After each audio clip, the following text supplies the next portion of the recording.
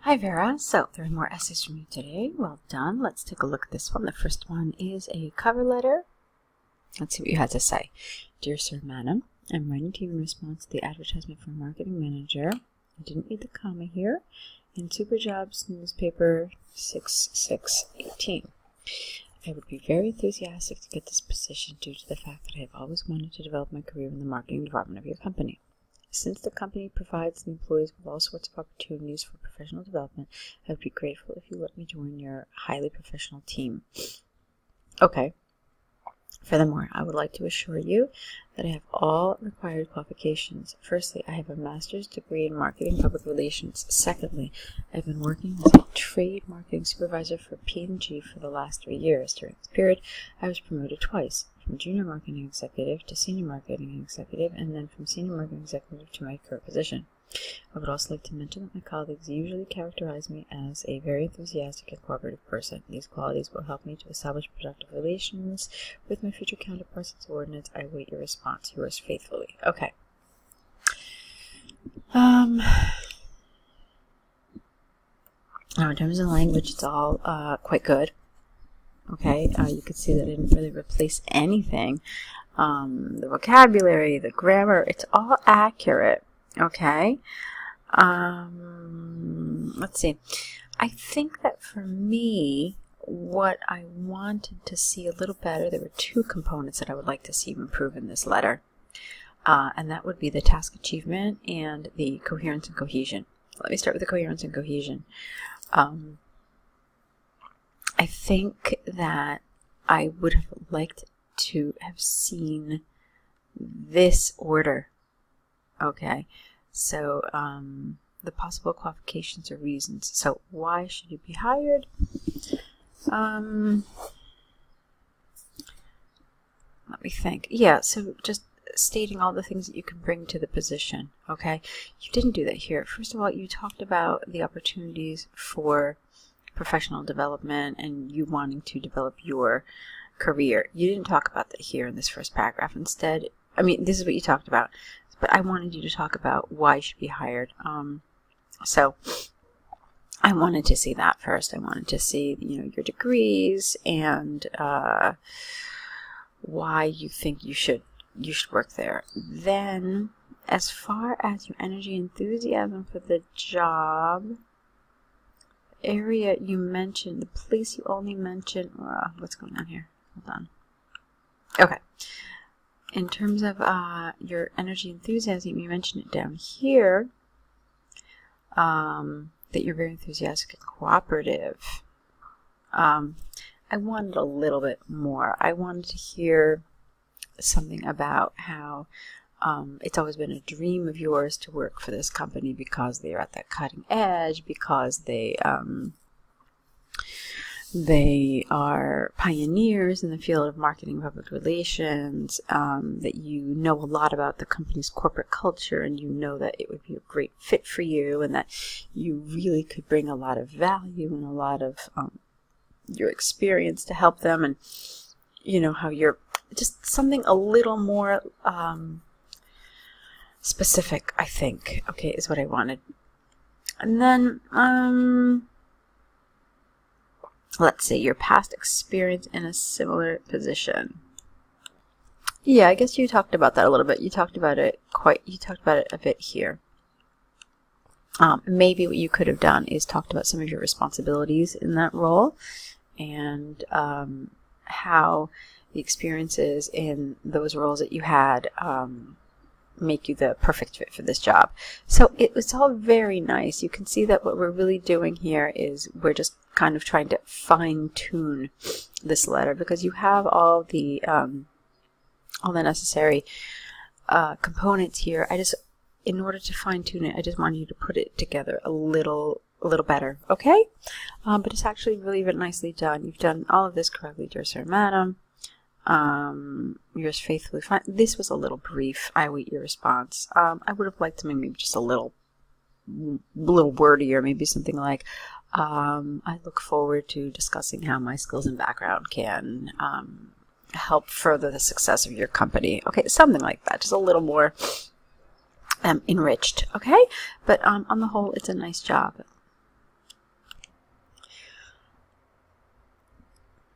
Okay, so now let's go on to your task 2 here.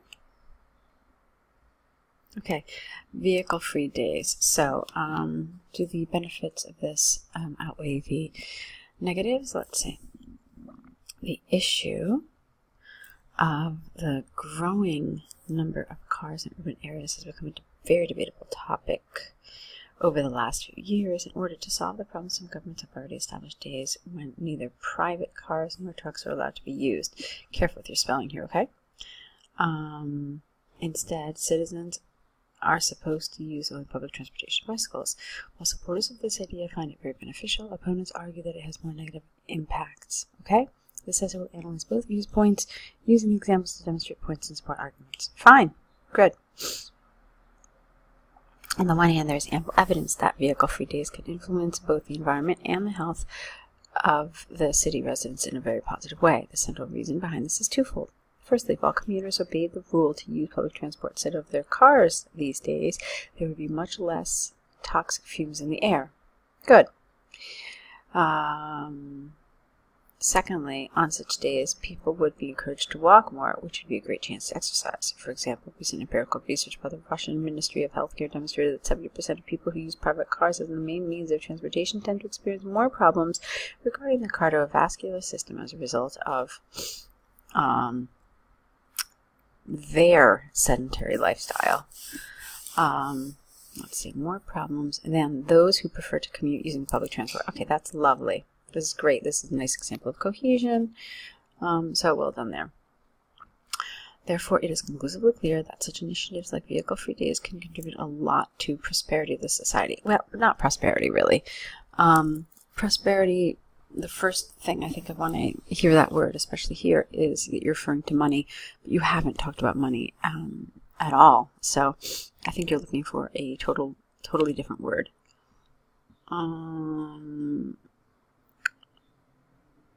Okay, hold on. Okay, fine. Let's talk about that at the end then. On the other hand, although there is a case for cleaner environment for, there was a case for,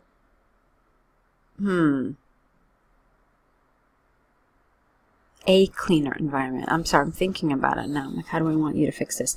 So it should be, there is a case for a cleaner environment in commuters' health benefits. This is a little awkward. There's a case for, how about this? There's a case for a cleaner environment and improved citizens' health, favoring the impact of vehicle-free days. The shortcomings of such a policy, you need an A here, cannot be overstated. This is largely because only one day is not least, but is unlikely, just unlikely, or less likely would have been better. And if you're going to use less likely even, you probably should compare it to something else. So for that reason, I would make it here unlikely. So let's try it again like that. This is largely because only one day is unlikely to dramatically improve the ecological situation and health conditions of the citizens. However, it may have a negative impact for some individuals in the economy. Nice. For instance, if commercial trucks that deliver goods were banned even for a day, a lot of businesses would experience various inconveniences which may affect the whole economy. Likewise, some individuals who live on the outskirts of the cities and have to travel downtown, not to the, for work, would be reluctant to opt for public transport as it would be very inconvenient for them.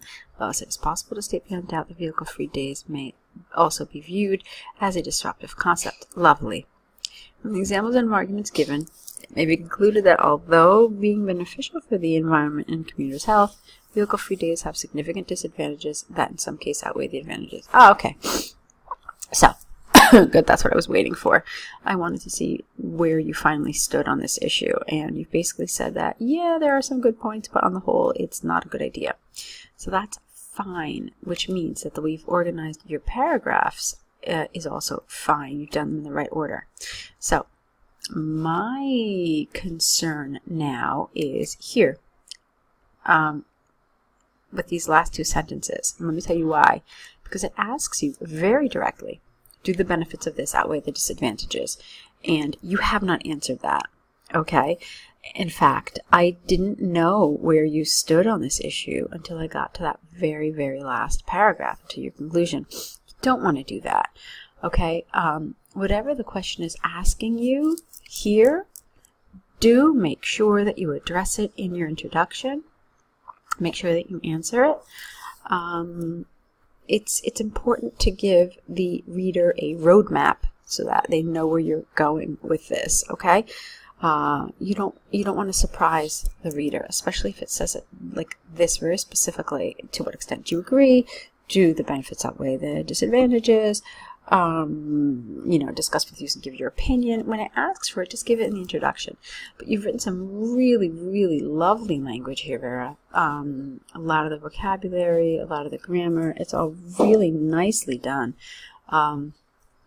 So what we're doing is, like I said in your letter, we're just kind of really trying to fine-tune this. So I'm happy with what I'm reading from you. I think a lot of language is really, really well written. So good work. Now just correct these essays, return them back to us corrected. Obviously write new essays as well. Don't forget your error correction list. So keep on writing. You're doing a great job. Okay, and I can't wait to see what you write next.